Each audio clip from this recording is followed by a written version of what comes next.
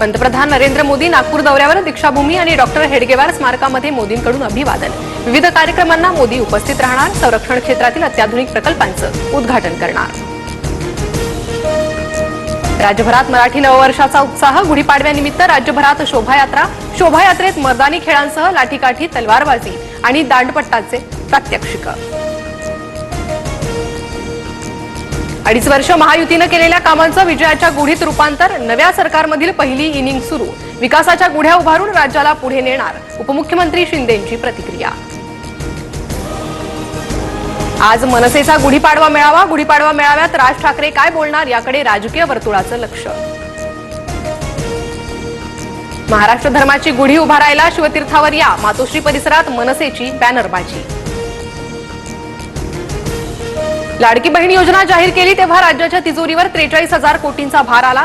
तिजोरीवर वाढलेला भार पाहता कर्जमाफीही होणार नाही अशी माहिती। संजय शिरसाट यांची प्रतिक्रिया।